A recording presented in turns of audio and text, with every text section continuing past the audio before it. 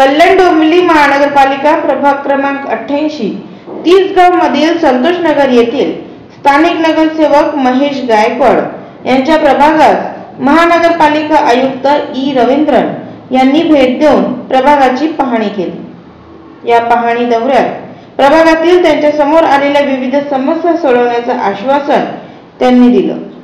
महानगरपालिका आयुक्तांबरोबर महानगरपालिकेचे अधिकारी, कर्मचारी आणि स्थानिक नागरिक मोठ्या प्रमाणात उपस्थित होते। आयुक्त साहेबांनी आपल्या पूर्ण वार्डामध्ये त्यांनी दौरा दिला। आज तो जो रस्ता आहे सुभाष गायकवाड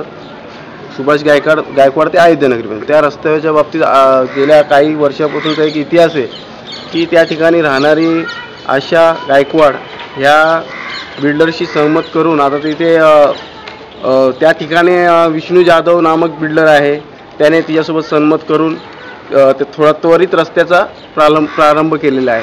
तो फक्त तात्पुरता असतो, कारण की जेव्हा बिल्डिंग वगैरे होते त्याच्यानंतर ती बाई परत त्या रस्त्याची अडवणूक करते, खड्डा खोदते, पाण्याच्या लाईनी तोडते आणि नागरिकांना त्याचा त्रास होतो।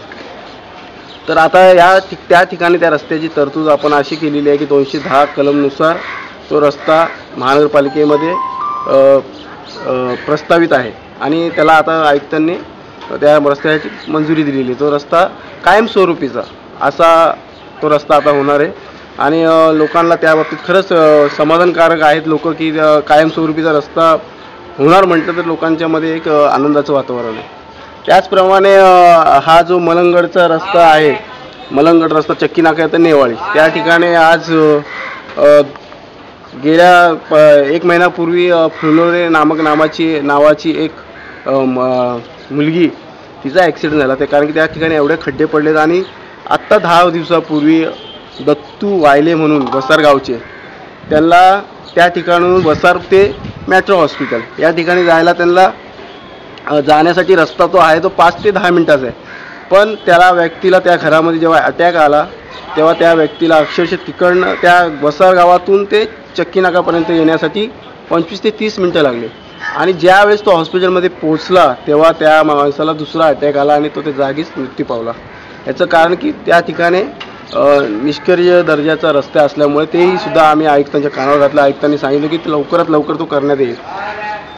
अशा पद्धतीचे रस्त्याचं नियोजन करण्यात येईल आलेलं। त्याचप्रमाणे आयुक्तांना सांगण्यात आलं की या कल्याण पूर्वेमध्ये मुलांकरता मैदानं नाही आहेत, गार्डन नाही आहे, त्या सुविधा या ठिकाणी गेल्या 5 ते 10 वर्षापासून रखडले, त्याचंसुद्धा त्यांना सांगण्यात आलं त्यांना।